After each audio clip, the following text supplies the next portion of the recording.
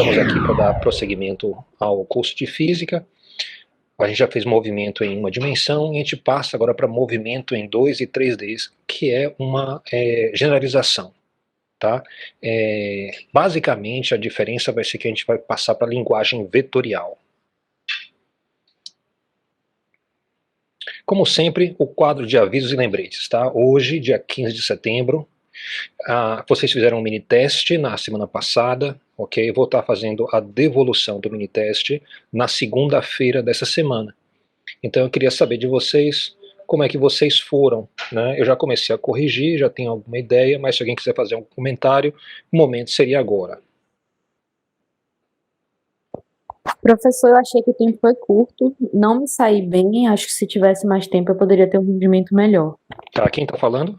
Ana Paula. Ana Paula. Ana Paula, me diga uma coisa, você conseguiu fazer uma, duas questões, quantas você conseguiu fazer de forma confortável?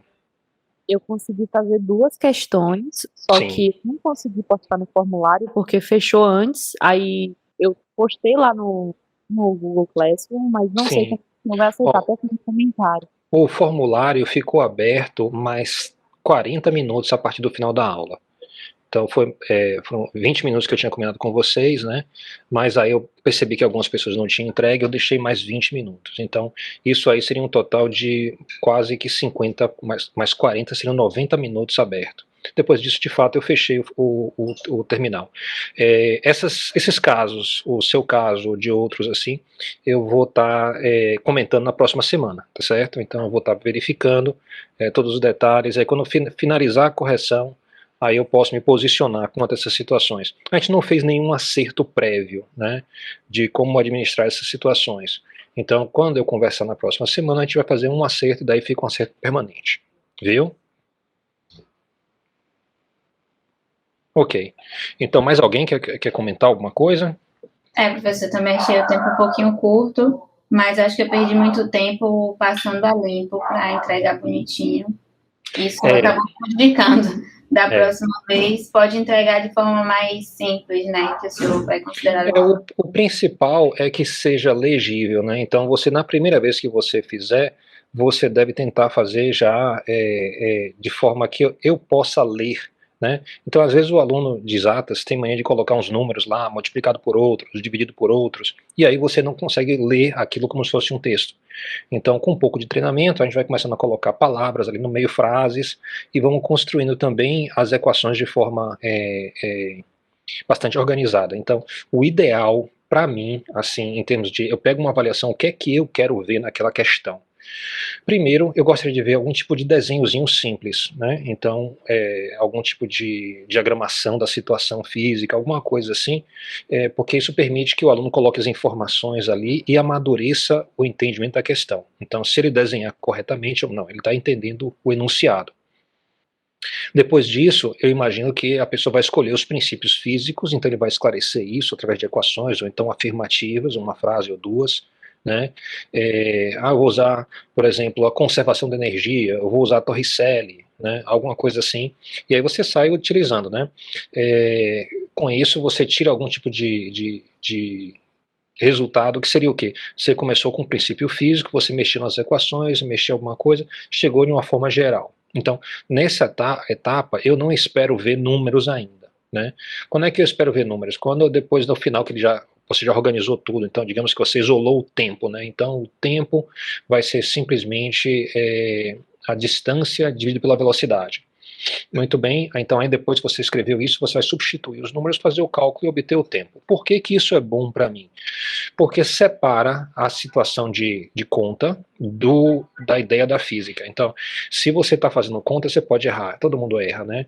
Então, errar uma conta não é uma coisa que, poxa, isso é o mais importante da questão. Não, o mais importante é saber a física. Então, se você deixa para substituir os números lá no final, aí não, ele entendeu a física toda, tá bem? Aí ele só errou aqui na conta. Isso quer dizer então que eu posso dar um crédito muito maior para essa questão. Então, é isso que eu quero, entendeu? Chegar a maximizar o crédito que vocês possam receber. Então, se organizar assim, é bom. Muito bem. Então a devolução fica para segunda-feira. O atendimento foi ontem, das 8 às 9 horas da noite.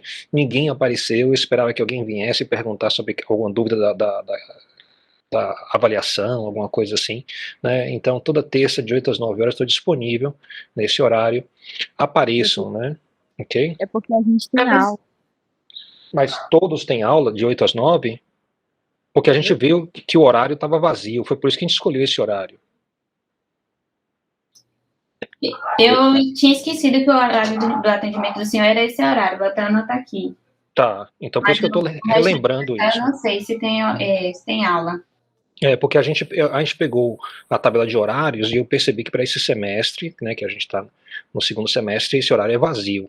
Então foi por isso que a gente alocou aquele horário. A gente tentou outros horários antes, mas as pessoas estavam trabalhando, não podiam pegar, por exemplo, à tarde, que seria bom também, né, na quarta-feira, de 5 às 6, por exemplo, antes da aula. Muito bem. Então, Professor, se vocês... Diga. Eu acho que a gente tem cálculo 2, que termina 8h50, quase 9 horas. Ah, é? Tá certo. Então eu vou... É na terça-feira? Isso. Vocês propõem outro horário? Eu acho que ninguém tem aula, porque Na quinta? Na sexta, porque tem um pessoal que está dessemestralizado, mas não acertaram a aula na sexta-feira. Eu acho que está todo mundo livre. Tá se tiver atividades extras, né? Tá, então eu vou passar o atendimento para sexta-feira vamos colocar aí de 17 às 18, eu faço isso de forma, eu publico no mural de vocês, de 17 às 18, tá? Vamos tentar isso, eu espero que mais pessoas apareçam, e se eu tiver algum problema com a sexta-feira, eu aviso vocês com antecedência e eu remarco o horário, tá certo? Muito bem. Sobre a aula de amanhã, tá? Então, amanhã meu foco seria uma aula experimental, mas isso vai depender do andamento da aula de hoje e alguns outros detalhes. Então, vai ficar em aberto ainda como é que eu vou abordar a aula de amanhã. Muito bem. Nós estamos nos aproximando da primeira avaliação. A primeira avaliação, só lembrando, como é que é a estrutura que eu trabalho? O mini teste, ele já está expondo você ao material da primeira avaliação. Então, o material do mini-teste, que é a cinemática em 1D, vai ser cobrado de novo na prova da unidade. Ok? E vai ser adicionado a isso cinemática 2D. Note que cinemática 1D, 2D e 3D, né? Porque quando eu falo 2D aí tá incluso também 3D. É a cinemática total. Uma coisa ajuda a outra. Então, conforme você estuda cinemática em 2D, claro, você amadurece cinemática em uma dimensão. Ok? Então, esses são nossos avisos e lembretes. Muito bem, nosso itinerário de hoje. Vou começar, na última aula, que foi a aula experimental, a gente falou sobre o método dos mínimos quadrados. Eu fiz uma apresentação e tal, eu queria fazer alguns comentários agora no início, e eu tinha comentado que as equações que eu coloquei para lá não estavam na forma que eu queria, então eu vou publicar um novo conjunto de equações que devem ser equivalentes, tá? Mas que eu confio mais e estão arrumadas de uma forma que é mais fácil de utilizar. Então eu vou repassar isso agora no início da aula. Depois a gente entra em movimento em 2 dimensões, passa para movimento em 3 dimensões, a gente fala sobre velocidade relativa e, por fim, o movimento de um projétil, tá? Que vai ser mais um exercício, ok? Uma ideia de exercício. Se bem que a aula de hoje toda ela é voltada como se fosse um grande exercício, tá? Muito bem. Então, na última aula a gente pegou dados de tempo e velocidade, a gente fez um gráfico e a gente ajustou uma reta. A gente movimentou a reta para cima e para baixo, tal que ela minimizava o quadrado, né, a soma dos quadrados verdes, né? Isso foi feito em termos de equações com essas equações aqui da direita, né? Onde, quando eu falo que S, que é a soma das áreas dos quadrados, y é a medida, menos f de x menos a. F de x menos a simplesmente é ax mais b, ok? Então você pega esse ax mais b, substitui aqui nessa equação. E A1 vai ser o A e A2 é o B. Então aqui é a derivada da soma em relação a A, tem que ser igual a zero, a derivada da soma em relação a B tem que ser igual a zero, aí você vai ter um conjunto de duas equações que, se você resolver, você tira todas as equações que eu vou mostrar a seguir, ok? Então, se você resolve isso, Esse aqui, então, é o conjunto de equações na forma que eu gosto de trabalhar. Então, diferente da nossa referência do livro. Então, eu tenho aqui A é calculado dessa forma, e A é o coeficiente angular da reta, B é trabalhado dessa forma aqui, e você tem B como sendo a interseção, né, do eixo Y, e a diferença entre os valores medidos e a reta que você ajusta é simplesmente esse delta aqui. Então, isso aqui é um delta minúsculo, tá? No alfabeto grego, você tem o delta maiúsculo, é aquele triângulo, né? Então, você tem um triângulo assim, invertido, né? E o minúsculo é essa linha, essa letrinha aqui, tá? Então, pense nisso como se fosse a diferença. A diferença em y vai ser simplesmente o yi menos o delta xi mais b. E aí você pode somar tudo isso, elevado ao quadrado, e você divide por n menos 2, vai dar a sua soma, né? Aquela soma y. Muito bem, e aí você pode calcular aqui os desvios. Como eu falei a vocês, isso aqui não faz o mínimo de sentido até o dia que você precisa aplicar isso. Então, se tudo correr bem, a gente vai aplicar isso ou amanhã ou na próxima semana. Provavelmente na próxima semana. Isso é chamado de um ajuste linear, porque você ajusta uma reta. Então, esse era o comentário que eu queria fazer. Eu queria deixar registrado aí para a videoaula que essas são as equações que a gente vai estar utilizando. Então, o ajuste de uma reta pelo método dos mínimos quadrados é um padrão científico. Então, é muito importante que vocês saibam fazer isso. Vai precisar em todas as áreas da sua vida profissional. Muito bem. Então, eu coloquei aqui uma animação, tá? Aqui à direita está escrito FET, tá? Isso é uma organização que existe na internet, que faz animações. Fazia animações antigamente em Java, mas Java já caducou, né? Não existe mais para browsers, então eles estão passando agora para HTML5, né? Então eu vou clicar aqui para abrir o site, tá? Então eu vou clicar e abre o site da FET, tá?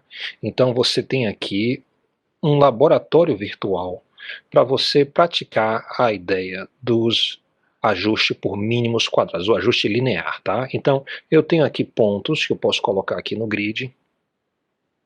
Então, eu vou colocando esses pontos conforme eu acho interessante, ok?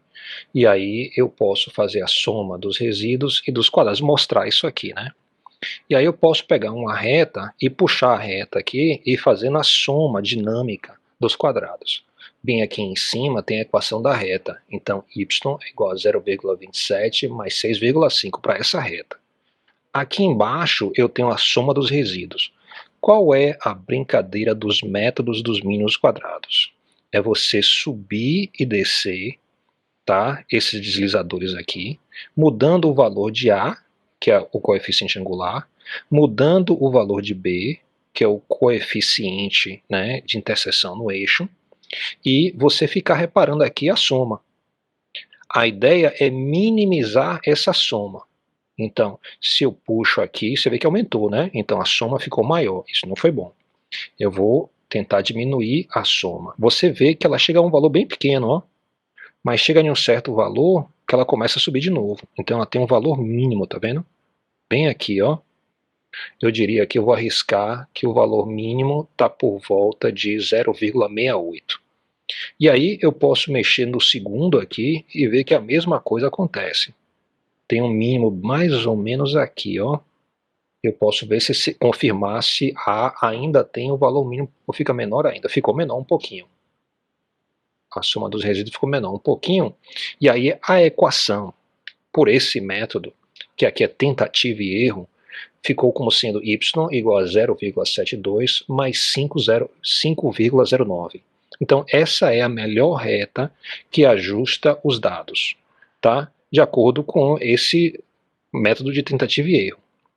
Aquelas equações que eu mostrei, elas conseguem achar, dentre todas essas possibilidades, qual é de fato a que minimiza a soma dos erros quadrados. Ok? Então, eu vou colocar o link dessa página no no chat aí para vocês poderem estar consultando. Muito bem, então isso é tudo que eu queria falar sobre o método dos mínimos quadrados. Vamos então para movimento em duas dimensões, que é o nosso assunto principal de hoje. Muito bem. Então, começamos com um exemplo, tá? O exemplo é o seguinte, ó. A gente vai trabalhar os vetores posição e velocidade inicialmente, depois a gente vai passar para o vetor aceleração. Então, um veículo explorador precisa se deslocar até o módulo de aterrissagem. Então, o veículo explorador está aqui no canto direito, tá? Esse é o veículo explorador. Ele precisa se deslocar até o módulo de aterrissagem. A ação será coordenada pela base, representada pelo foguete em azul. Então, o foguete azul está bem aqui. É ele que vai coordenar o movimento. Os astronautas da base, que estão no foguete, tá, calculam a rota do veículo. Então, eles têm as seguintes duas equações. Note que eu tenho x dependendo do tempo e y dependente do tempo. As equações nessa forma são equações paramétricas que vocês viram lá na matemática. Muito bem. Então, a ideia é levar esse carrinho até esse módulo aqui. Ok? Então, vai ser coordenado por esse pessoal aqui. Primeiro vamos ver então a ideia, né, do que a gente precisa fazer.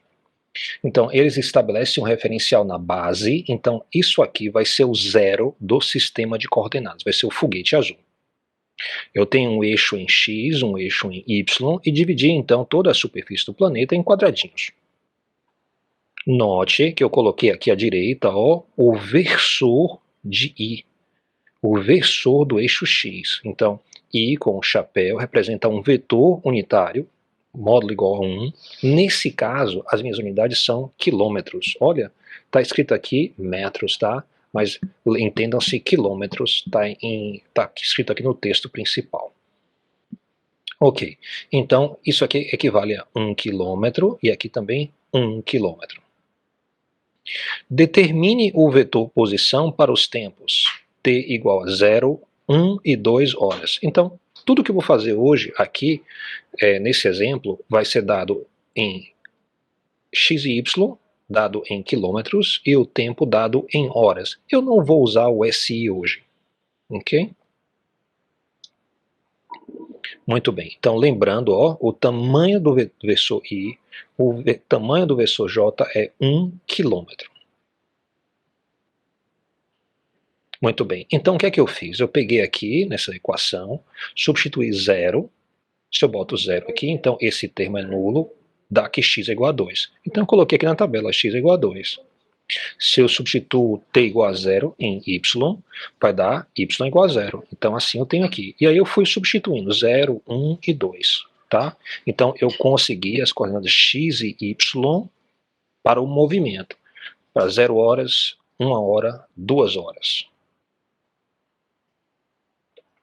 Então, se eu coloco isso aqui no grid à direita, você vê que esse grid que eu tenho aqui é como se fosse um mapa, né, onde eu tenho dimensão x e y. Isso é diferente dos gráficos que a gente tratou até hoje no curso. Todos os gráficos anteriores sempre tinham tempo no eixo horizontal e outra grandeza no eixo vertical. Podia ser x, podia ser velocidade, podia ser aceleração. Isso quer dizer que este gráfico tem outras propriedades, diferentes daquelas outras. Ok? Então, muito bem. Para marcar os vetores de posição, então eu uso um vetor que sai da origem e vai até a posição em t igual a 0, a posição em t igual a 1, a posição em t igual a 2. Eu escolhi aí a cor verde. Rotulei os vetores de R0, R1, R2. Aqui em cima, ó, eu coloquei como é que eu vou escrever o vetor posição. O vetor posição vai ser representado pela letra R, tá?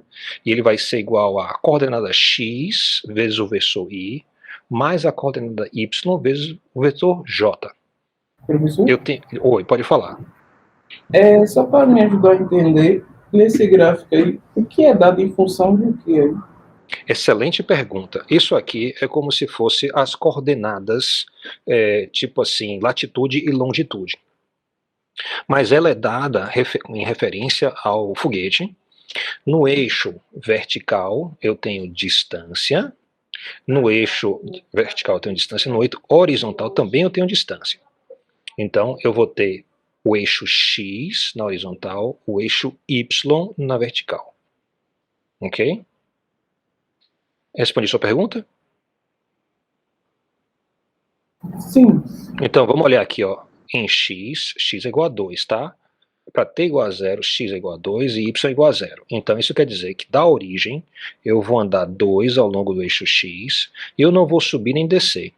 O próximo ponto, onde o carrinho, o veículo, vai estar em t igual a 1 hora, né? O y é igual a...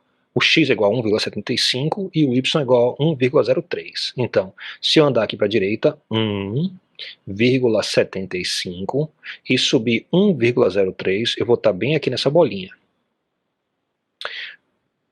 Para t igual a 2 horas, as coordenadas vão ser x, 1 km, e y, 2,2. Então, eu vou andar em x, 1 km para a direita, depois eu vou subir 2,2 e eu vou ter a posição do carrinho. Então, isso é o planejamento que o pessoal fez no foguete, né, para a jornada desse veículo. Uma vez que eu marquei aqui os vetores, tá, eu posso escrever usando então a ideia da posição, né? Então, se eu coloco aqui os 3 vetores, eu peguei as coordenadas da tabela e substituí na expressão para R. Então eu vou ter, como é que fica a expressão para R0? Vai ser igual a 2 vezes I mais 0 versor J. O vetor posição para t igual a 1, t igual a 1 hora, vai ficar então 1,75 multiplicado pelo versor I mais 1,03 multiplicado pelo versor J. E R2 vai ser igual a 1,0 vezes o versor I mais 2,2 vezes o versor J. Note, então, que ao sair de coordenadas e passar para vetores, né, eu modifiquei a forma que eu estou pensando. Então, eu estou fazendo uma referência à origem, estou mostrando explicitamente a posição. Cada um desses vetores vai ter um tamanho e vai ter um ângulo em relação ao eixo X, que é o vertical. Ok? Então, ganhei também a possibilidade de usar a álgebra dos vetores, que na física é muito apreciada. Por que a gente usa vetores na física? Porque vetores são bem conhecidos na matemática e é fácil fazer operações com eles. Por exemplo, a operação soma, né, é só somar os componentes em I e os componentes em J, e eu tenho a soma, né? Bem, além disso, quando eu escrevo as equações da física em termos de vetores, elas se tornam equações universais, que não dependem do sistema de coordenadas que você escolhe. Vocês viram lá na geometria analítica que você pode usar o sistema cartesiano, você pode usar o sistema de coordenadas polar, você pode usar outros sistemas de coordenadas, como por exemplo o sistema de coordenadas esférico, o sistema de coordenadas cilíndrico. E em cada um desses sistemas, uma equação da física teria uma cara totalmente diferente, exceto pela possibilidade de você escrever tudo em vetores, e aí, em qualquer sistema de coordenadas, a equação fica com a mesma cara, não muda. Então, para a gente, essa é a principal vantagem. Na engenharia, isso também é verdade, e também é muito intuitivo, né, você usar vetores. Bem, vamos adiante. Ok, então, primeira pergunta. Determine o deslocamento entre t igual a 0 e t igual a 2 horas. Então, eu deixei só 2 vetores aqui, o R0 e o R2, tá? Então, note que eu tirei as bolinhas, porque uma vez eu passo para vetores, eu não vou mais me preocupar com coordenadas, vou operar só com vetores. E aqui também, eu retirei o vetor R1. Só tem esses 2 vetores agora. Eu quero saber o deslocamento, e quero saber também o módulo do deslocamento. Para fazer isso, então, o deslocamento vai ser uma diferença em posição, né? Eu vou pegar o vetor R2 e vou subtrair o vetor R0. Então, substituindo as expressões para R2 e R0, peguei aqui da direita, ó, e substituí aqui, tá? E aí eu vou fazer a diferença, então note o sinal negativo. 1 em I menos 2 em I vai dar menos 1 em I, mais 2,2 menos 0 em J vai dar 2,2. Então é justamente, fazendo a diferença aqui, eu vou ter este resultado. Ok? Então isso aqui é o deslocamento. Como é que fica isso aqui no gráfico? Então eu vou pegar esse vetor e vou desenhar aqui no mapa, tá? Desenhando no mapa, você vê que o deslocamento entre o tempo 0 e o tempo 2 horas, tá? É um vetor. Observe também que ele difere do trajeto do carrinho. O carrinho vai seguir o trajeto azul. Mas quando eu falo de deslocamento, que é uma diferença de posições, o vetor sai do ponto inicial e vai até o ponto final, em linha reta. Se eu fizer, então, a ideia de qual é a distância, né, entre o ponto inicial e o ponto final, eu vou partir para o módulo. Então, eu quero calcular o módulo desse vetor. Para calcular o módulo do vetor, sempre eu vou usar a ideia de Pitágoras, que diz o seguinte, que eu posso pegar os componentes, elevar cada um ao quadrado, somar e tirar a raiz. Então, ó, é justamente o que eu estou dizendo aqui.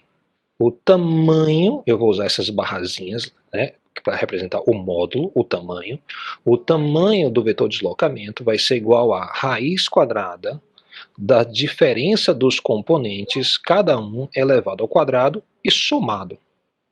Como eu só estou trabalhando aqui em x e y, eu só tenho dois componentes. Diga. Por que a gente usa Pitágoras aí? Você podia me explicar? Ah, sim, claro. Ok. Então, repare só. Observe aqui, ó. Veja o vetor, ó, delta R02. Ele é igual a menos 1i mais 2,2j. Vamos interpretar isso no mapa. Então, isso quer dizer que o carrinho começou nessa posição aqui, no eixo x, em x igual a 2. Ok? De acordo com o meu deslocamento, eu tenho que, ó, o primeiro componente é menos 1 na direção do eixo x. Então, eu tenho que andar para a esquerda 1. Depois me diz também, ó, suba mais 2,2. Então, se eu saio dessa posição, ando 1 para a esquerda e subo 2,2, vai me dar justamente a posição final. Observe que eu acabei de fechar um triângulo aqui, retângulo, ó. Ok? Então, triângulo, retângulo, como é que eu faço? Eu vou fazer o cateto ao quadrado, mais o outro cateto ao quadrado vai me dar a hipotenusa ao quadrado. E aí eu vou tirar a raiz. Se eu estiver trabalhando em 3 dimensões, vai entrar a componente z, tá? Da mesma forma que as outras componentes entram. A gente fala sobre isso mais tarde. Bem, eu fiz a conta aqui então, substituindo os valores, ó. Note o seguinte, eu poderia voltar para fazer x2 menos x0. Mas eu não preciso fazer isso. Eu já fiz aqui o ΔR, ó. Ele é menos 1, ou seja, x2 menos x0 vai ser igual a menos 1. E y2 menos y0 vai ser 2,2. Então, se eu levar cada um ao quadrado e somar, tirar a raiz, o meu resultado vai ficar, ó, 2,41 quilômetros. Isso quer dizer que o carrinho se deslocou assim, as rodas rodaram 2,41 quilômetros? Não, dá para ver que as rodas rodaram mais. Por quê? Porque o caminho azul, como é mais longo do que a linha reta, lembre que a linha reta entre dois pontos é a menor distância. Então, qualquer outro caminho entre esses dois pontos vai ter uma distância maior. Tá? Mas aqui a ideia é eu dizer assim, olha, se eu medisse a distância em linha reta entre a posição inicial e a final, qual seria a medida? Então a medida seria 2,41 quilômetros. Ok? Alguma pergunta? Por enquanto, não. Ok, tá. Vamos Professor, devagarzinho. Diga, pode falar. Aí no caso, para a gente calcular essa distância em azul, a gente teria que usar, no caso, integrais, né? Exatamente. Aí você falou a linguagem correta, tá? Eu acho que a gente não vai fazer isso não, porque a conta é razoavelmente sofisticada para você calcular a distância aí. Vocês já viram lá no cálculo uma coisa chamada integral de linha? Não. Não. Ainda não. Então isso é mais tarde. Mas a gente vai ver muita coisa do cálculo aqui, mas você tem razão. Ok, então olha a segunda pergunta. Pede o seguinte, ó, determine a velocidade média entre t igual a 0 e t igual a 2 horas. E eu quero também o módulo da velocidade média. Então eu tirei tudo aqui do gráfico à direita, deixei só o que interessa. Por que que interessa? Porque para calcular velocidade, a gente sabe que a gente precisa de distância sobre tempo. Então a ideia é pegar essa distância e dividir pelo tempo que levou para andar aqui. Eu vou fazer isso de forma formal, tá? Então vamos ver como é que fica. A velocidade média, que é um vetor, note agora, ó, como estão sendo postas as coisas. Eu tenho uma equação aqui que tem um vetor na esquerda e tem um vetor na direita. Mas está sendo dividido por um ΔT que não tem símbolo de vetor. O tempo não é um vetor, o tempo é um número. Ok? Então a gente vai ver que é muito fácil dividir um vetor, que é o ΔR, por um número. E isso vai me dar o vetor velocidade média. Já adianto logo uma coisa importante. Isso aqui está dizendo o seguinte, ó, o que vai mudar é o tamanho do vetor entre o lado direito e o lado esquerdo, porque vai ter um fator que é o ΔT, mas a direção e sentido vão permanecer a mesma. A gente vai ver que isso é verdade, né? Muito bem. Então, aqui, substituindo o vetor ΔR, que a gente calculou na transparência, no slide anterior, ele era igual a menos 1 vezes I, mais 2,2 vezes J, então eu peguei aquele valor e substituí no numerador, e embaixo o ΔT. Ele fez isso em tempo final 2 horas, tempo inicial 0 horas, então a diferença vai dar 2. Então note que o que eu estou dizendo aqui, esse 2 vai dividir o primeiro componente e o segundo componente. Isso é regra de divisão, né, de multiplicação por um escalar para vetores. Então quando eu multiplico, menos 1 dividido por 2 vai dar 0,5, que é equivalente a multiplicar por meio, tá? Então 2,2 dividido por 2, ou multiplicado por meio, vai dar 1,1. Então, o vetor velocidade média é esse aqui, menos 0,5i mais 1,10j. Eu vou desenhar esse vetor velocidade média aqui à direita. Olha como ele fica. Ó, apareceu aqui um vetor de um tamanho diferente do que o vetor posição. E apareceu também aqui, ó, o símbolo. Note que o vetor azul tem a mesma direção do que o vetor verde. Okay? Se ele vai ter o mesmo sentido, vai depender se o sinal é preservado ou não. Nesse caso, sempre vai ser, né? Porque meu t vai ser o t final menos o t inicial, então isso vai sempre dar um valor positivo. Muito bem. Então, note o seguinte, é muito importante você perceber isso. Esse aqui é um gráfico, né, que tem x em quilômetros na horizontal, x em quilômetros na vertical. E observem o seguinte, ó, o vetor velocidade, ele não é dado em quilômetros, ele é dado em quilômetros por hora. Então, essa grade aqui que eu tenho, de x e y, não vale tecnicamente para o vetor azul, porque aqui é dado tudo em quilômetro, e o vetor azul tem unidade de quilômetro por hora.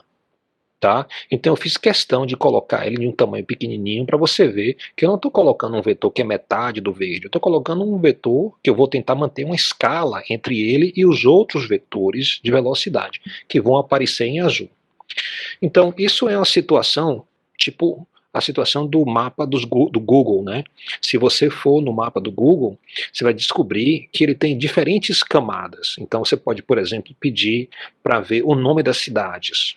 Você pode pedir para ver as ruas, você pode pedir para ver o clima, você pode pedir para ver uma imagem de satélite da região, tudo isso empilhado um em cima do outro. Então, ele tem vários níveis. Aqui também é verdade, eu tenho vários níveis. Eu tenho um nível onde eu tenho os vetores de posição, que seguem aí os eixos, tá? Depois eu tenho os outros níveis de vetor velocidade, vetor aceleração, que você vai precisar de uma escala diferente, né, para esses vetores.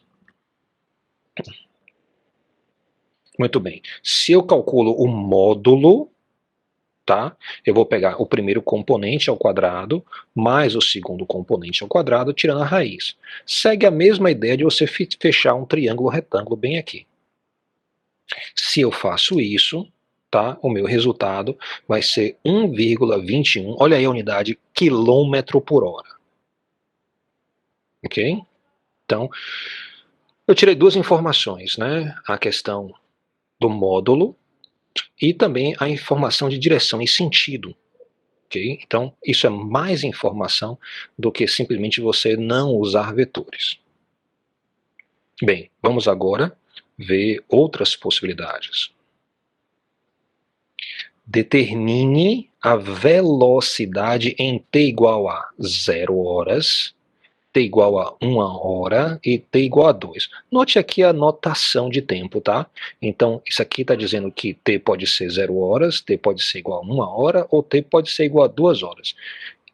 Eu marquei a posição do carrinho em t igual a 0, t igual a 1, t igual a 2. Ele está nessa posição. Eu quero saber qual é a velocidade. A novidade aqui é que ele não deu um tempo inicial, um tempo final, ele deu um único tempo. Isso quer dizer que a gente está procurando uma velocidade instantânea, naquele instante. Outra grande informação que tem aqui é que ele simplesmente falou a velocidade. A gente tem como convenção na física que quando você fala velocidade, todos entendem que trata-se do vetor velocidade. Então, sempre que uma grandeza é vetorial e você fala nessa grandeza, todos entendem que você está falando da grandeza vetorial do seu vetor. Okay? Então, a gente não vai ficar colocando vetor velocidade, a gente vai simplesmente falar velocidade. A gente vai sempre entender que isso quer dizer o vetor velocidade. Caso eu queira pensar no módulo dele, então eu vou ter o tamanho do vetor. Se eu quero o componente, tá? Então o componente horizontal ou vertical, eu vou ter o Vx ou o Vy. Vx ou Vy seria o que a gente considerou velocidade escalar, quando a gente falou em cinemática em uma dimensão. Ok? É o componente. Muito bem. Pede-se também o seguinte, qual o módulo e o ângulo em relação ao eixo x positivo. De quem? Da velocidade, para esses tempos aqui mostrados em vermelho. Então, vamos lá. Coloquei as definições aqui à direita. Primeira coisa, a velocidade, que é um vetor, é definida como sendo, eu pego a ideia da velocidade média e faço o ΔT tender a zero. Todo mundo sabe que isso aqui é a definição de derivada, ou seja, o vetor velocidade, que a gente entende como sendo um vetor e que é instantâneo, vai ser a derivada da posição em relação ao tempo. Ora, eu tenho uma posição aqui dada por x e y. Eu já montei o vetor r, a gente já viu como é que ele fica. Então é só eu derivar em relação ao tempo. A componente horizontal da velocidade vai ser simplesmente, eu vou pegar o x e derivar em relação ao t. A componente vertical, eu vou pegar aqui o y e vou derivar em relação a t. Aí eu vou juntar essas duas informações em um único vetor. V vai ser igual a Vx vezes o vetor i mais Vy vezes o vetor j. Vamos fazer isso, tá? Muito bem, está aqui a definição, então, que a gente trabalha. V é simplesmente a derivada de R em relação ao tempo. Muito bem. R, a gente já falou, olha, é 2 menos 1/4 de t ao quadrado. Então eu coloquei aqui 2 menos t ao quadrado sobre 4. Que multiplica o versor I. Professor, mais uma dúvida. Pode falar. Esse valor de x e de y, eles são sempre os mesmos para calcular os vetores ou eles vão variando de acordo com... Repare só, a ideia aqui é o seguinte, você tem a equação x dada em função do tempo, a equação y em função do tempo.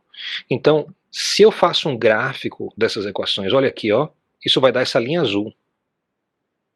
Essa linha azul vale para todos os valores de tempo. Os lugares onde tem o vetor posição, eu estou escolhendo 3 posições para dar uma atenção especial. Eu estou usando t igual a 0, que vai dar esse ponto aqui, t igual a 1, esse ponto de cá, e t igual a 2, esse ponto de cá. Como é que eu obtenho esses pontos? Eu volto para essa equação aqui. Eu substituo t igual a 0. Então, se eu substituir aqui t igual a 0, fica 0 ao quadrado, vai dar 0, vezes 1/4, anula esse termo. Então, eu vou ter x é igual a 2. Vou verificar aqui, então, para t igual a 0, na tabela tem x igual a 2. E se eu passar para t igual a 1, diga. Essa parte eu entendi, que a gente vai substituir para poder encontrar a posição. A questão que eu queria saber é se em outros exemplos seriam essa mesma equação ou a equação mudaria. Entendi. As equações são as mais variadas possíveis. Eu peguei uma situação específica que corresponde a esta curva aqui. Se essa curva fosse um pouquinho diferente, fosse para a direita, por exemplo, ou em vez de subisse um pouco, depois descesse, a equação seria outra. Então a gente está aproveitando um exemplo específico para a gente estar entendendo o material. Ok? Por que a gente está fazendo isso? Porque senão fica muito distante da gente. A linguagem vetorial não é a nossa linguagem natural.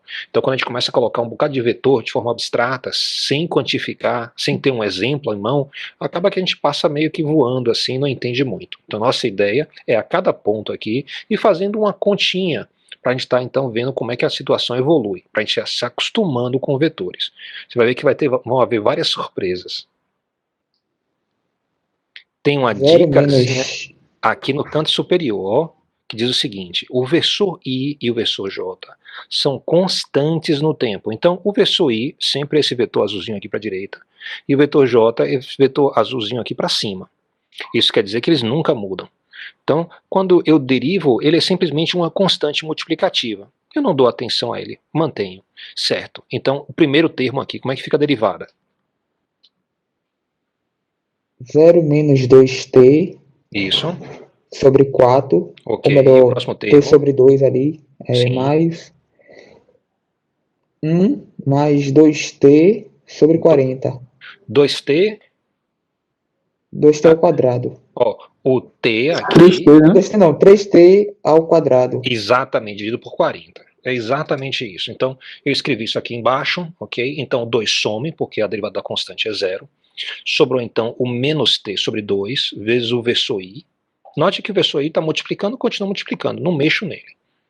Mais a derivada de t é 1, mais o 3 desce para multiplicar o monômio, t elevado ao quadrado, dividido por 40. O versor j, novamente, eu não mexo, ele está ali como multiplicador simplesmente.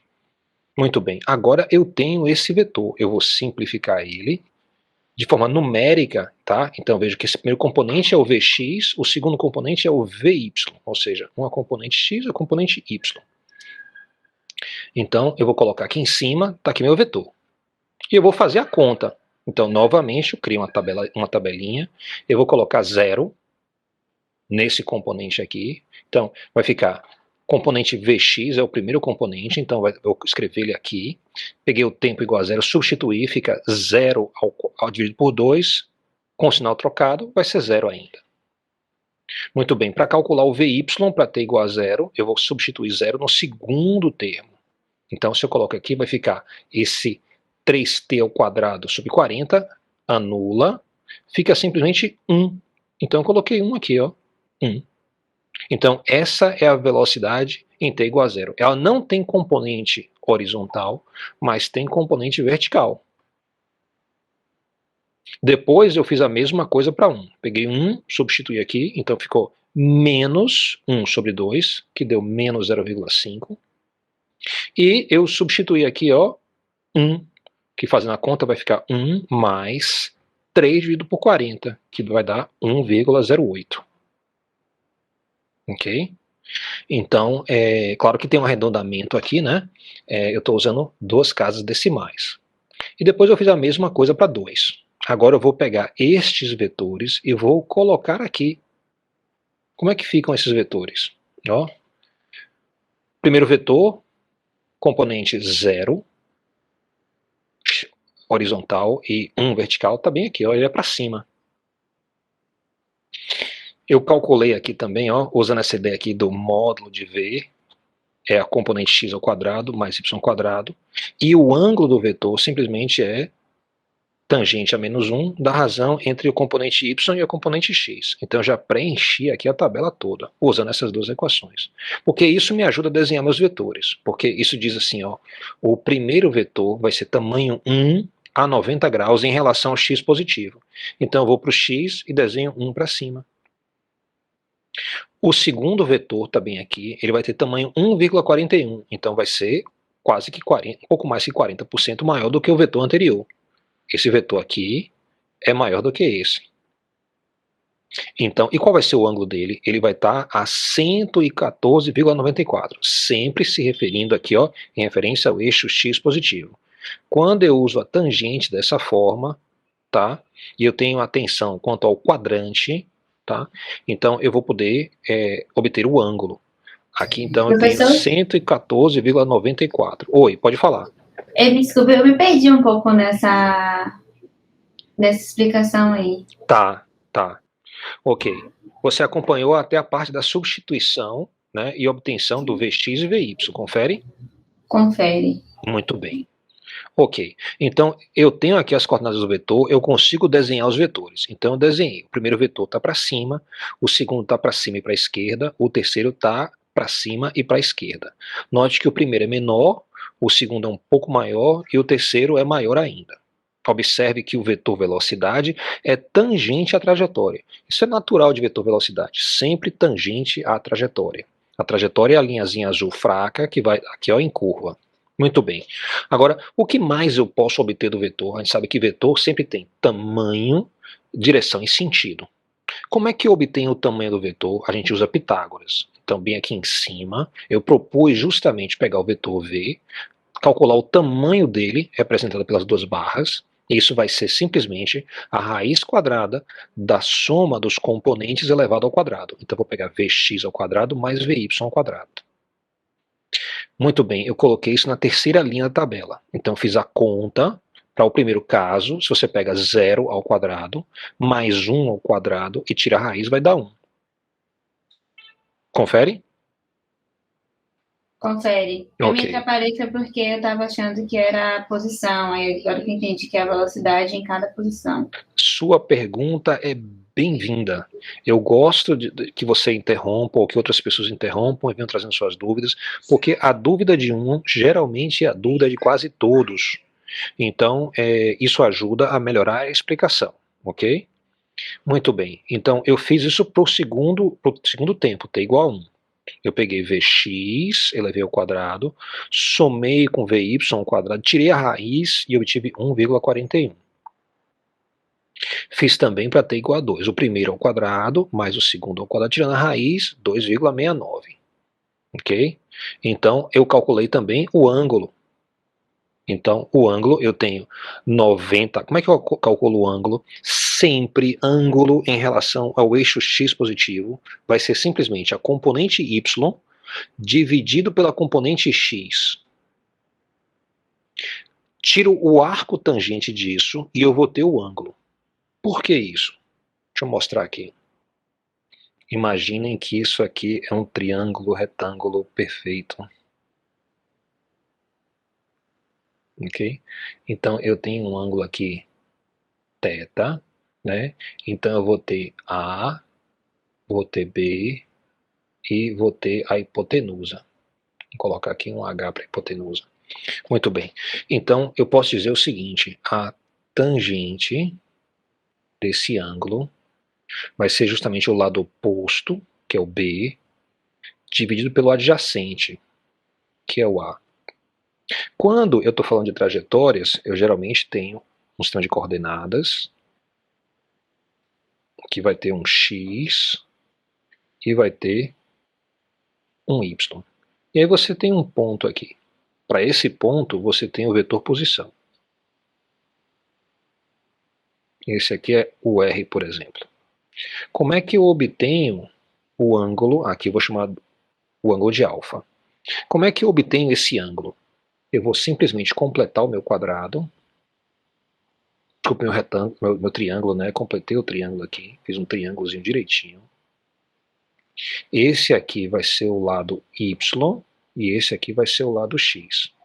Aplicando essa ideia da tangência, então eu tenho o tangente desse ângulo alfa, vai ser o lado oposto. Oposto a alfa é o Y, dividido por X. Claro, isso aqui também vale para quando eu tenho um vetor velocidade. Então eu estou usando o ângulo beta para quando eu tenho velocidade, só para distinguir. Então eu estou usando alfa para posição, beta para velocidade e gama para aceleração, tá? Então esses vão ser os três ângulos associados a essas três grandezas. A tangente do ângulo beta, quando eu estou falando de velocidade, sempre vai ser a componente y, que é a vy, dividido pela vx. Então, em ambas essas situações, se eu aplico o arco tangente dos dois lados, eu vou conseguir obter o ângulo. Eu tenho que ter atenção sempre, e é bom de falar um pouquinho sobre isso, quando você faz aquela conta que eu estou propondo, note que para algumas situações ali, eu vou ter um vetor,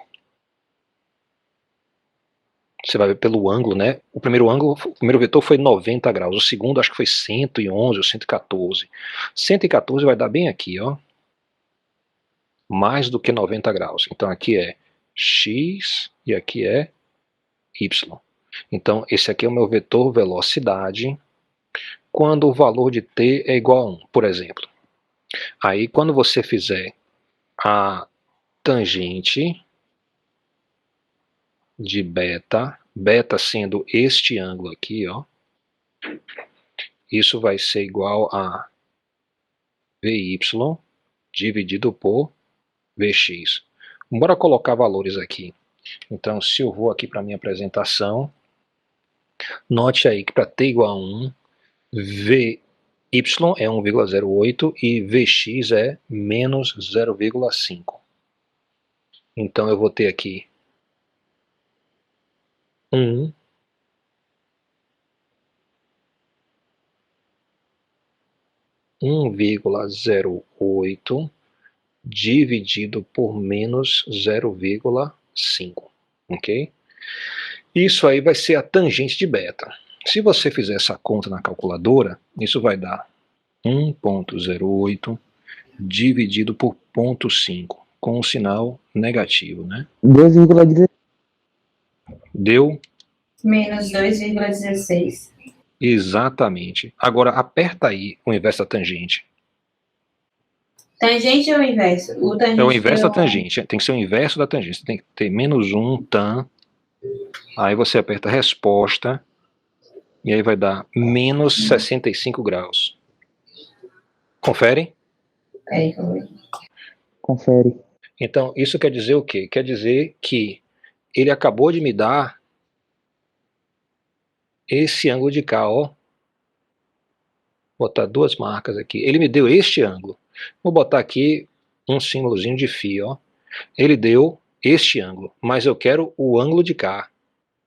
Então, eu tenho que pegar e somar 180 graus. Isso é uma limitação da calculadora. Aí vai dar 114,8. Ok? Então, só estou lembrando que você tem que ficar atento à limitação que a calculadora tem. Ela só dá a resposta correta quando você está nesses dois quadrantes aqui, no quadrante 1 e no quadrante 4. Ok? Nos outros dois quadrantes, o 2 e o 3, aí a resposta, você tem que estar sempre alerta que você tem que buscar, né, essa correção para mudar o sentido, tá? Porque você quer ver um indo para a esquerda e para cima, e não para a direita e para baixo. Então, quando obteve φ, está dizendo o vetor que você obteve é para a direita e para baixo. Mas aí você muda, né, para obter para a esquerda e para cima. Vocês já viram isso lá na matemática? Já. Já viram? Trigonometria. Tá bom, beleza, porque se precisar a Pelo gente menos eu pode vi. trabalhar isso mais, ok? Muito bem. Então tá aí a tabela, tá? E aí eu posso fazer o seguinte, ó. Lembrar, né, que eu já tenho um módulo, já tenho o ângulo, tudo dado aqui direitinho, ó, na tabela. E aí eu desenhei meus vetores. O legal desse sistema de desenho é que ele usa o ângulo mesmo. Então, quando eu botei esses vetores aqui, eu usei os ângulos que estão colocados aqui. E deu certinho, deu a tangência esperada. Então, esse ângulo aqui, para t igual a 2, lembre, ó, ele é 127,57 em relação ao x positivo. Então, eu tracei uma linha aqui, horizontal, nesse ponto. A trajetória, tá, faz um ângulo de 127,57 com o eixo x positivo. Então, esse aqui é o ângulo associado ao vetor. Isso é para a gente pegar a interpretação geométrica do que está colocado aqui na tabela. Muito bem, então um exemplo. Eu só vou ler o exemplo agora com vocês e vou deixar para vocês resolverem e a gente resolve eles juntos em aula futura, tá? Então eu prefiro assim porque dá tempo de vocês trabalharem. Um projetista de páginas da internet cria uma animação na qual um ponto da tela do computador possui posição R dada por, abre parêntese, 4 centímetros, mais, abre parênteses de novo, 2,5 vezes, fecha parênteses, vezes t ao quadrado, vezes o vetor i, mais 5 vezes t, vezes o vetor j, ok? Aí pede o seguinte, então você tem a equação da trajetória, pede o seguinte, ache o módulo, a direção e o sentido da velocidade média do ponto, tá, para o intervalo entre t1 igual a 0 e t2 igual a 2 segundos. Então você vai repetir aquele exercício que a gente fez. Você tem a equação, tirar as derivadas, tá? Você quer a velocidade média, então você quer entre t0 e t2, vai calcular o ΔR, ok? Na verdade a primeira parte não precisa da derivada, né? Só o ΔR.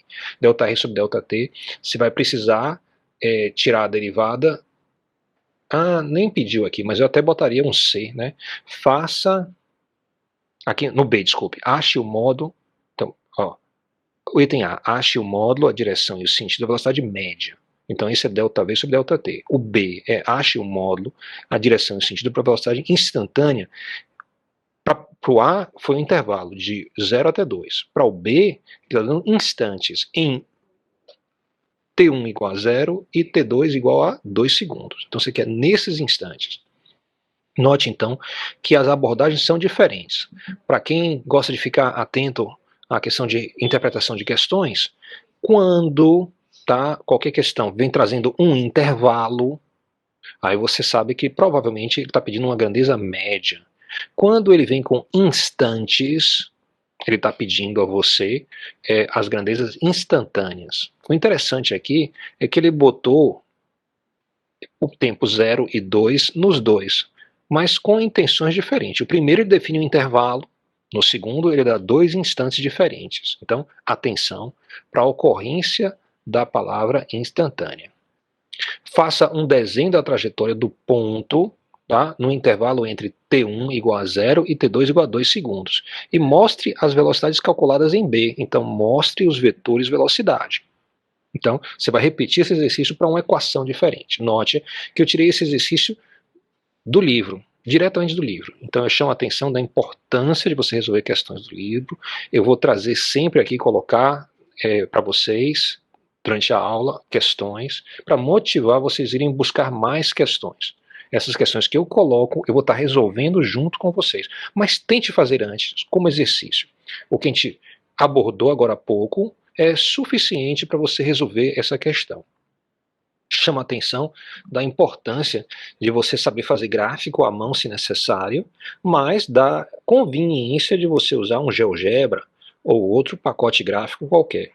Tá? Então fique atento, até o Excel permite fazer alguns gráficos para quem sabe utilizar. Muito bem, então vamos lá. Coloquei então a velocidade que a gente tirou aqui em cima, tá? É a expressão para velocidade. Isso é a expressão para velocidade instantânea para cada instante durante o trajeto. E agora eu trago uma outra situação. Eu peço o seguinte: determine a aceleração média entre t igual a 0 e t igual a 2 horas. Determine também o módulo da aceleração. Então, nós que pedimos duas coisas: a aceleração média e o módulo da aceleração média. T igual a 0 e t igual a 2 horas. Eu marquei aqui com bolinha vermelha 0 e 2 horas, só para lembrar as posições. Muito bem. A aceleração média é definida muito parecido com a questão da velocidade média. Você tem aqui, a aceleração média vai ser igual a o ΔV sobre o ΔT. Novamente, chama a atenção que eu tenho um vetor à esquerda e um vetor à direita dividido por um escalar. Quando isso acontece, isso quer dizer então que os tamanhos desses vetores vão ser diferentes, mas a direção e o sentido vão ser iguais. Porque ΔT sempre é positivo para a gente, porque t final menos t inicial vai ser sempre positivo, então nunca vai mudar o sinal. Se não muda o sinal, não muda o sentido. Mesma direção e mesmo sentido. É isso que a gente espera. Muito bem, então eu quis avaliar a velocidade para t igual a 2 primeiro, depois t igual a 0. Então eu substituí aqui na expressão, tá? Para poder fazer a diferença, porque o delta quer dizer diferença. Então a gente vai fazer a conta armada aqui. Ó, simplesmente eu quero fazer a diferença desses dois. Então eu vou pegar aqui, ó, menos 2 sobre 2 é 1. Vou subtrair 0, então eu vou ter, com o sinal negativo aqui do menos 2 sobre 2, vai ficar então menos 1. Né? E vou fazer isso para outro termo. Note aqui no segundo termo que tem 1, tá? Como primeiro termo da componente y, e eu vou subtrair 1, então 1 corta o outro. Fica simplesmente essa diferença de k. Se você fizer essa conta, vai dar o seguinte, que ΔV é menos 1 vezes I, mais 3 sobre 10J. É só você fazer a conta aqui que simplifica, ó, porque sobra esse termo. 2 ao quadrado é 4, dividido por 40, corta o 4 com o 40, fica 10 no divisor. Então vai dar 3 sobre 10. Ok? Então eu já tenho aqui o ΔV. Para obter, então, a aceleração média, eu vou pegar o ΔV e vou dividir pelo intervalo de tempo, que a gente já sabe que é 2 horas. A expressão, então, fica assim. Eu já coloquei de forma numérica o menos 1, como eu quero conservar duas casas decimais, eu já sinalizei aqui, menos 1,00. E o segundo termo, 3 sobre 10, vai ser 0,30, dividido por 2 menos 0, que é o intervalo de tempo. Observe que eu não estou colocando as unidades a cada equação, tá? Eu estou preservando isso para o final, porque senão ia encher muito os slides, tá? Então, por simplicidade, eu deixo só para o final. Se eu simplifico aqui, então, eu vou ter, ó, menos 0,5i mais 0,15j. Eu dividi por 2 cada um dos termos, coloquei aqui. Isso vai dar a aceleração média. Então, tá aqui, ó, eu botei o vetor aceleração média. Tá bem aqui. Eu coloquei ele até longe da trajetória um pouquinho, porque ele se refere àquele deslocamento que vai direto da primeira bolinha vermelha até a segunda. Então, é para esse deslocamento reto que eu tenho uma aceleração média dessa forma. Note aí que a componente x da aceleração é menos 0,5, então ele aponta para a esquerda. A componente y é 0,15, então ele tem a componente para cima, então ele é para a esquerda e para cima. O interessante aí é que essa é uma aceleração até um pouco inesperada. Mas o que ela está dizendo? Ela está dizendo o seguinte, ó, para você sair daqui e ir para aqui, você vai ter que ter uma aceleração para a esquerda e para cima. Isso é verdade. Ok? Ok. Muito bem. Para calcular o tamanho do vetor de aceleração, novamente Pitágoras. Eu tenho então aqui, ó, ax ao quadrado mais ay ao quadrado e tiro a raiz. Isso vai dar 0,52 quilômetros por hora ao quadrado. Isso é a unidade de aceleração. Ok?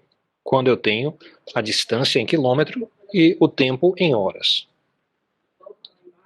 Muito bem, então tá aí a aceleração média, vamos comparar isso com a aceleração instantânea. E depois vamos interpretar o que quer dizer aceleração instantânea. Uma dica sempre é a aceleração está sempre vinculada à força, tá? Então, outra proposição aqui. Oi. Desculpa te interromper, você pode voltar o slide rapidinho? Posso sim. Eu não sei se é porque é no celular ou é no computador, eu prefiro livro físico, entendeu? Aí eu vou olhando e é até melhor que eu tenho. É tão bom ouvir isso, porque eu faço uma campanha pro livro muito forte, em todos os níveis, quando eu ensino no integrado, no subsequente ou no superior. Eu faço muita campanha para livro e livro físico, não gosto nem daquele e-book, naquele negócio de você ficar olhando e-book, eu não gosto, eu prefiro o físico. Eu acho que todo engenheiro tem que criar uma biblioteca em casa, porque ele vai ser um profissional da área, então ele vai ter que consultar essa biblioteca. Essa biblioteca podem ser PDFs impressos, mas tem que estar lá fisicamente, porque você tem que saber achar informação rápido, de forma eficiente. Muito bem, tá aqui. Então tá aí a velocidade, determine a aceleração em, olha a diferença, ele não falou um intervalo, ele está dizendo em tal tempo, o tempo igual a 0, tempo igual a 1 e tempo igual a 2. Isso quer dizer que ele não está procurando grandeza média, mas sim instantânea. Determine também qual o módulo e o ângulo em relação ao eixo x positivo da aceleração para esses tempos. Então, note que a gente consegue fazer isso para qualquer vetor. A gente consegue dizer a coordenada x, a componente y, o tamanho do vetor e o ângulo. Se você tiver uma tabelinha, isso aí qualquer programa tipo Excel faz rapidinho para você. Ok, então tá aí, por definição, a aceleração é a derivada da velocidade. Daquela forma que a gente trabalhou, tá? Então a gente substituiu aqui, no lugar de velocidade, esse vetor. O vetor está aqui, dado em função de t. Eu posso, então, derivar em relação ao tempo. Algum voluntário aí para derivada? Primeiro termo. Menos 1 sobre 2. Isso, menos 1 meio. Segundo mais termo. 0 mais 6t sobre 40. Exatamente. Okay, muito bem. Então tá aí, ó. Eu botei assim de forma evidente, 3 vezes 2 vai dar 6, dividido por 40, o t sumiu a potência aqui do quadrado, porque você subtraiu 1, virou 1, né? Alguns termos zeraram, um termo zerou. Note aí que o primeiro a gente chama de AX, o segundo a gente chama de AY, então a gente tem os componentes. Isso permite a gente partir para uma tabelinha, tá? Eu coloquei a forma numérica aí, eu fiz a conta, deu menos meio i mais 0,15t vezes V sobre J. Note que a componente x não depende mais do tempo, mas a componente y depende do tempo. Isso é diferente da situação gravitacional, tá? Onde a atração da gravidade ela é constante, não muda com o tempo. É impossível abordar um problema desse tipo lá no ensino médio. Você precisa das ferramentas de cálculo. Tá lá a minha aceleração. Minha tabela, então, é essa aqui, ó. Eu simplesmente usei essa equação da aceleração e fui substituindo t igual a 0, t igual a 1, t igual a 2. Preenchi aqui AX, preenchi AY, tá? E eu tô pronto, então, para calcular o módulo, o ângulo e botar meus vetores aqui à direita. Então, vamos fazer isso. Tá aí, ó. Eu calculei o módulo, usando Pitágoras com os componentes, fiz o ângulo e coloquei aqui. Lembre que o ângulo é em relação ao eixo x positivo. Então, por exemplo, em t igual a 0, o tamanho do vetor é 0,5, tá? E o ângulo é 180 graus em relação à direção x positivo. Então, para a direita eu tenho x positivo, eu venho 180 graus, vai apontar para a esquerda, tá? Então, no instante t igual a 0, o carrinho está dando largada, o vetor, a aceleração, está para a esquerda. Uma coisa que você tem que perceber aqui é como eu tenho simplesmente uma trajetória definida por duas equações paramétricas, Está meio que entendido que aquelas equações valem também para tempo negativo. Ou seja, embora eu bote que o carrinho saiu daqui, tá? Graficamente isso aparece como se o carrinho viesse andando e continuasse andando. Tá? Então é como se eu tivesse assim, olha, a trajetória existia antes de t igual a zero, mas eu estou dando atenção à trajetória a partir de t igual a zero. A trajetória também existe depois de t igual a 2, né? Mas eu vou dar atenção somente até t igual a 2. Tá? Então sempre essa a situação. Você vai entender por que eu fiz esse comentário daqui a pouco. A aceleração então para a esquerda, a aceleração para a esquerda e para cima no segundo item, no terceiro item também para a esquerda e mais para cima ainda. Os vetores vão crescendo, tá? O módulo O começa com 0,5, 0,52, 0,58, então vai ser um pouquinho maior cada vez. Primeira coisa que eu pergunto, esse vetor aceleração é tangente à trajetória? Você tinha dito que somente o vetor velocidade que era tangente. Exatamente, o vetor velocidade era tangente. E esse aqui mostra tangência à trajetória? Assim, visualmente, você olhando, você percebe tangência? Não. Sim. Não. Tangência, você teria, se ele tivesse alinhado com a curva azul. Mas ele está aqui, por exemplo, no tempo inicial, ele está até perpendicular à trajetória. Quando quando um vetor é perpendicular à trajetória, a gente chama ele de vetor radial. Então, nesse instante t inicial, só tem componente radial, não tem componente tangencial. Já nesse ponto aqui, o vetor não é tangente, ele tem um componente radial, mas ele também tem um componente tangencial, se eu for decompor dessa forma o vetor. Mas nenhum deles é tangente. Tangente quer dizer passa de raspão na trajetória. Ele não está passando de raspão, ele está fazendo um ângulo que você pode até pegar um transferidor e medir, né? Aqui você tem 90 graus, aqui você deve ter pelo menos uns 40 graus, aqui menos 20. Ok? Então, tangência é quando você tem 0 graus. Professor? Oi, pode falar. Aí seria uma secante, professor? Eu não quero interpretar dessa forma, ok? Tem uma interpretação, eu posso até trazer para vocês depois, do círculo unitário, de tangente e secante. Vocês já viram isso na matemática? A interpretação da secante e tangente a partir do círculo unitário? Eu acho que o professor vai dar uma revisão sobre isso na próxima semana, se eu não me engano. Tá, então eu vou colocar no mural depois uma animação. Se eu achar essa animaçãozinha, eu coloco. Ok. Então, vamos tentar entender o que é que está acontecendo. Tá? Então, eu deixei aí à direita rotulados os vetores de aceleração e de vetor de velocidade, para você ver os dois, tá? Então, vamos pegar aqui outra trajetória. Eu botei uma trajetória aqui que mais parece uma circunferência, e botei dois vetores, um vetor velocidade inicial e final. Ou seja, eu estou considerando quando o robozinho passa aqui nesse ponto e quando o robozinho passa aqui nesse segundo ponto. Ok?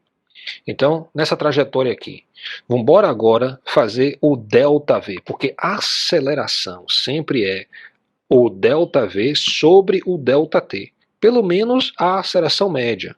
Então, levando essa ideia, eu vou pegar aqui os dois vetores, vou deslizar, colocar eles origem com origem, tá? Para eu poder fazer o ΔV. Então, meu ΔV, se você fizer aí, ó, ele vai ser simplesmente a diferença apontando para a esquerda aqui, ó. Então esse aqui é o ΔV. A ideia aqui é o seguinte, se eu tenho um carrinho seguindo essa trilha, ele está virando para a esquerda. Então, se eu começo indo para cima, para eu começar a ir para a esquerda e para cima, eu preciso aplicar alguma mudança, uma variação de velocidade para a esquerda, senão eu não vou conseguir fazer a curva. Como a aceleração é o ΔV sobre o ΔT, ok? Eu vou precisar dividir esse ΔV sobre o intervalo de tempo. Aí eu vou obter o quê? A aceleração. Mas quando eu divido por ΔT, como eu já comentei, o ΔT é um número, é um escalar, então isso não vai alterar nem a direção nem sentido. Ou seja, quando eu estou em uma trajetória trajetória circular, eu espero um vetor aceleração perpendicular à minha trajetória. É isso que a gente verifica bem aqui em t igual a zero. Como a trajetória nesse trecho é muito próxima de uma circunferência, a aceleração está para a esquerda para poder puxar o vetor velocidade para ele ir caminhando e mudando para ser mais para a esquerda cada vez. Uma coisa que eu quero comentar é a questão do ΔV. Observe o seguinte, ó. Se eu estou aqui nesse ponto, eu posso fazer o seguinte, ó. Subir e ir para a esquerda e eu vou chegar no segundo ponto aqui, na extremidade de VF. Ou eu posso ir direto daqui para cá. Isso quer dizer o seguinte, que o vetor VF é igual à soma do vetor VI mais o ΔV. Então é isso que a gente espera. O vetor final sempre é o vetor inicial mais a variação. Ok? Então essa é uma forma de conferir se você está com a diferença correta. Se eu divido pelo t, então eu tenho a aceleração é igual a ΔV sobre ΔT. O vetor aqui mudou. Não tem mais aquele mesmo tamanho, mas a direção e sentido continua a mesma. Isso quer dizer o quê? Quer dizer o seguinte, se um objeto está fazendo uma curva próxima de uma circunferência, alguma coisa está mantendo ele nessa trajetória. É algum tipo de força em direção ao centro de curvatura. Então, a gente chama isso de uma força em direção ao centro, a gente chama isso de força centrípeta. Centrípeta quer dizer buscando o centro, né, em grego. Okay? Então, você vê que a gente já está começando a perceber que aparece algum tipo de força quando as coisas fazem uma curva. Tá? Então, aí eu já estou entrando em movimento circular. A gente vai ter uma aula separada para movimento circular. Muito bem, alguma pergunta aí sobre a interpretação? Professor, não é sobre a interpretação não, mas lista de presença. Ah, tá. Eu boto, daqui a pouco, boto aí no espaço aí, no chat. Posso fazer isso logo, né? E aí vocês vão adiantando. Movimento em 3 dimensões, como é que isso fica? Fica assim. Posição vai ser um R, e vai ter um componente X, vai ter um componente Y, e vai ter um componente Z. O versor da direção Z é o K com o chapéu. A velocidade também vai ter os 3 componentes, e cada um dos componentes é a derivada do componente de posição. A derivada é em relação ao tempo. E a aceleração, como é que fica? A aceleração também tem 3 componentes, e novamente a aceleração é a derivada do componente da velocidade em relação ao tempo. Uma coisa que você percebe é que a aceleração em x só depende da velocidade em x, que só depende da posição em x. Ou seja, cada uma das dimensões, em termos da cinemática, é totalmente independente das outras. Isso é importante para a gente agora e também no futuro próximo. Observe como as dimensões são independentes umas das outras. Ok, então, mais um exercício aí, vou ler com vocês. Um pássaro voando em um plano XY possui coordenadas xt igual a alfa vezes t e coordenada yt igual a 3 menos beta t ao quadrado, onde alfa é 2,4 metros por segundo e beta é 1,2 metro por segundo ao quadrado. A pede, faça um esboço da trajetória do pássaro entre t igual a 0 e t igual a 2. B, ache o vetor velocidade e o vetor aceleração do pássaro em função do tempo. C, ache o módulo, a direção e o sentido do vetor velocidade e do vetor aceleração do pássaro para t igual a 2 segundos. D, faça um esboço do vetor velocidade e do vetor aceleração do pássaro para t igual a 2 segundos. Nesse instante, a velocidade escalar do pássaro está aumentando, diminuindo ou é constante? O pássaro está fazendo uma volta. Em caso positivo, em que sentido? Então, eu deixo aí esse exercício para você também estar fazendo. Você pode buscar as respostas, claro, se você quiser, está lá no final do livro, né? Então, no final do livro tem as respostas das questões ímpares. Então, você pode até ver a resposta se você precisar, mas tente fazer antes de forma independente. Ok? Aí eu recomendo que você tire a foto da tela, tá? Isso é a coisa mais prática do que tentar copiar isso aí. Posso ir adiante? Pode. Pode. Ok. Muito bem, então, velocidade relativa. Vamos falar aí de uma situação onde você tem uma estação espacial, você tem um foguete e você tem um módulo de aterrissagem. Digamos que você está com a seguinte situação, né? Que esse módulo que vem andando para lá e para cá está meio que perdido, então precisa ser localizado. Ok, então imagine o seguinte, que você está aqui na estação espacial, você é um astronauta e você está nessa missão de localizar o módulo espacial. Só que o módulo espacial de aterrissagem está muito distante, você não consegue ver ele bem. Então você vai pedir assistência a um foguete que ele localize e dê a você a localização dele em relação ao foguete. Porque se você souber a posição do foguete, você vai poder então obter a posição do módulo espacial. Então a ideia é essa. Você vai precisar de diferentes sistemas de coordenadas. Um sistema de coordenadas na estação espacial e outro no foguete, para você poder fazer essa triangulação. Muito bem. Então, eu vou dizer o seguinte, esse vetor aqui, R, M,F, quer dizer o seguinte, R, M,F é a posição do módulo M no referencial do foguete F. Então, sempre que botar assim, M,F, isso quer dizer posição do módulo em correferencial do foguete. Se fosse no da estação espacial, eu botaria vírgula S. Ok? Então, o foguete conseguiu localizar o módulo através desse vetor. E você conseguiu localizar o foguete, tá? E você consegue, então, ter a posição do módulo. Com a seguinte ideia, a posição do módulo em relação ao referencial da estação vai ser igual à posição do foguete em relação à estação espacial, mais a posição do módulo em relação ao foguete.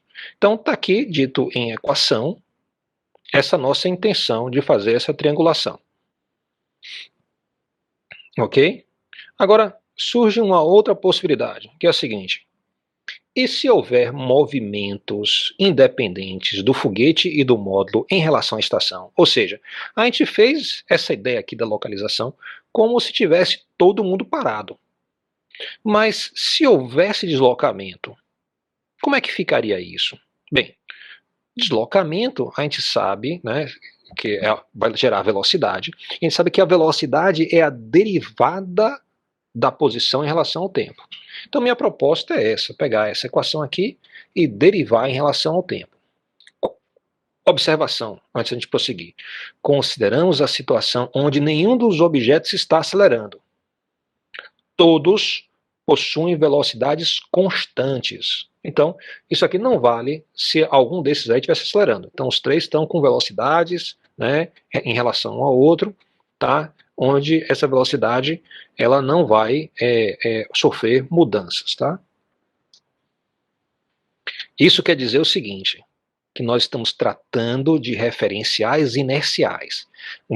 Um referencial é inercial quando ele não está acelerando, ok? Então, por isso que eu não coloquei aqui embaixo, onde eu botei a estação, eu não botei o planeta. Porque o planeta a gente sabe que ele fica rodando, ele fica dando volta na estrela, então ele não é um referencial bom, porque ele tem aceleração, tá? Tudo que faz curva ou roda tem aceleração. A gente acabou de ver isso, é a aceleração em direção ao centro, ok? Então a gente pegou uma situação onde você tem um espaço, uma estação espacial lá flutuando no meio do espaço, um foguete e um módulo espacial. Todo mundo flutuando, cada um com sua velocidade.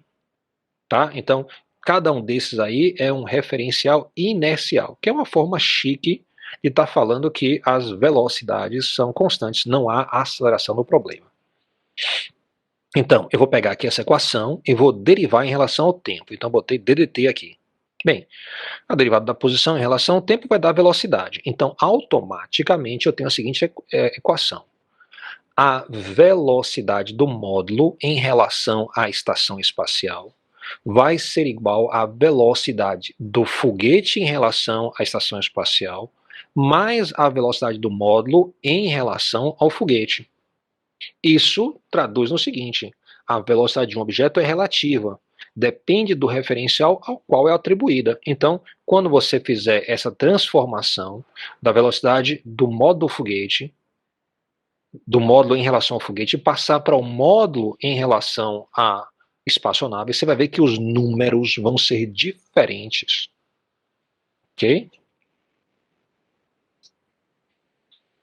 Muito bem, chegamos aí ao nosso último assunto, que é o movimento de um projétil na superfície da Terra, onde a aceleração é constante.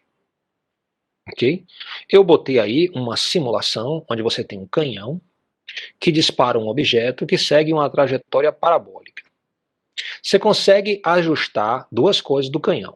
Aqui embaixo, você consegue ajustar a velocidade de disparo. E você consegue ajustar também o ângulo do disparo. É só pegar o canhão e arrastar para um lado e para o outro. Tem uma terceira coisa que você consegue ajustar também, que é a altura, tá, de disparo. Ou seja, esse canhão aqui pode subir e descer. Aqui do lado você pode colocar a massa do objeto que está sendo lançado. Então, nesse caso, eu vou lançar aí uma bola. Você pode escolher outros objetos, tipo uma abóbora. Ok? E aí você tem massas diferentes aqui. Você pode escolher o diâmetro.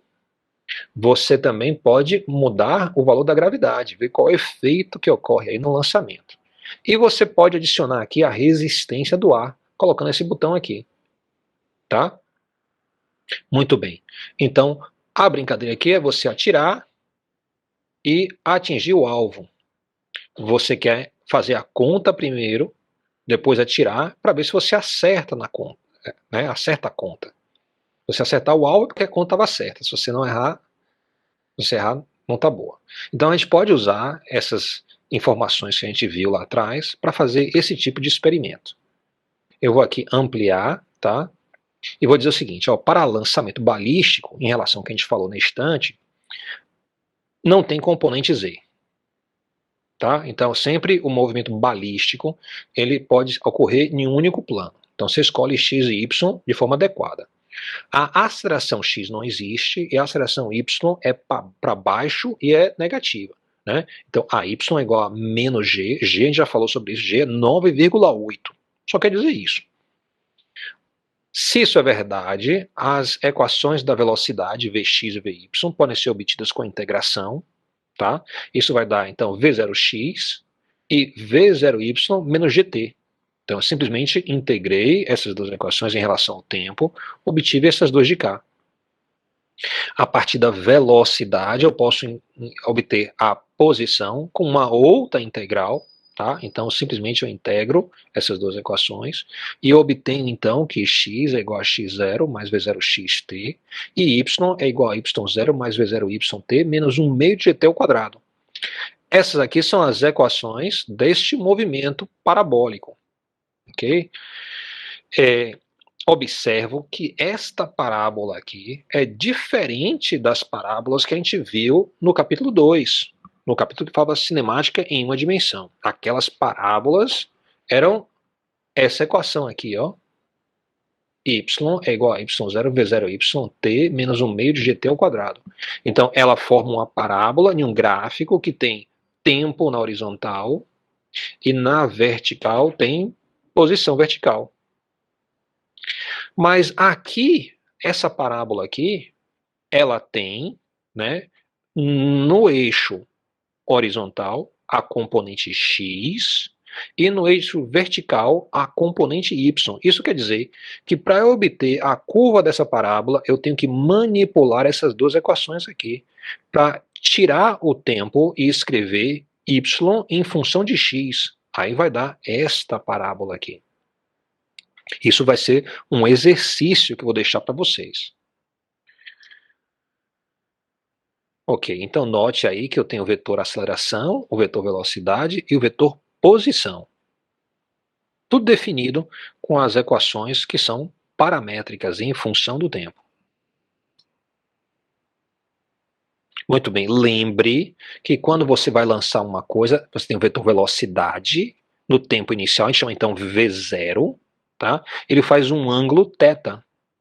As componentes horizontal e vertical, tá, são obtidas então com a decomposição. Então V0x vai ser igual ao módulo de V0 vezes o cosseno do ângulo θ, e V0y vai ser o módulo de V0 vezes o seno do ângulo θ.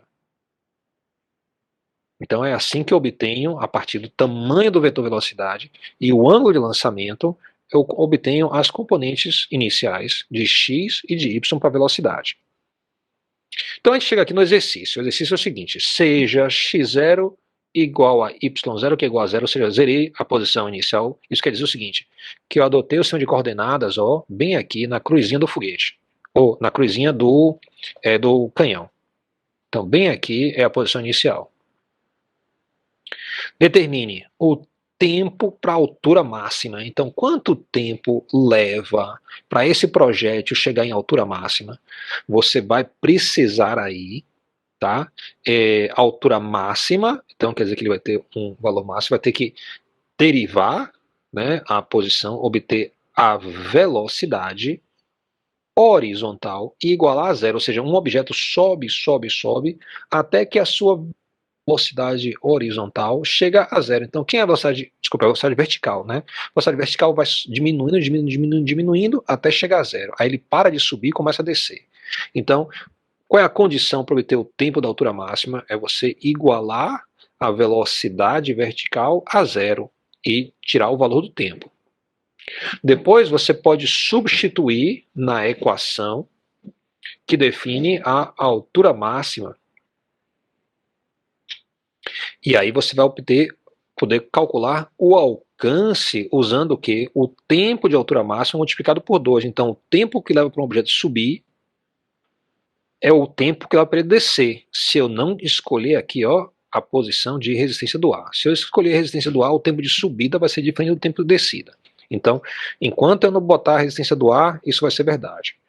Sobe, sobe, sobe, sobe, chega no valor máximo e aí ele desce, desce, desce, desce. O tempo de subida é igual ao tempo de descida.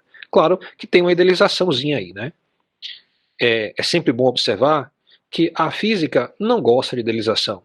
A gente usa isso como ferramenta pedagógica para estar aprendendo os casos mais básicos. Mas a física gosta de cair no detalhe e ir atrás das casas decimais.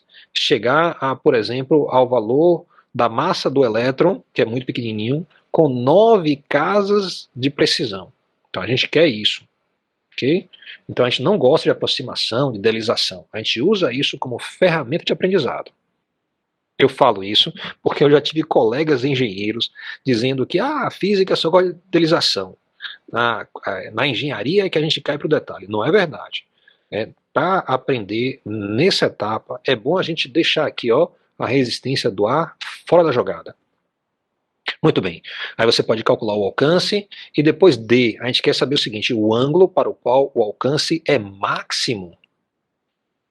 Ou seja, de todos os ângulos possíveis, qual é o ângulo que me dá o alcance máximo? Eu vou fazer o seguinte, ó, eu vou colocar o link, tá, para essa simulação.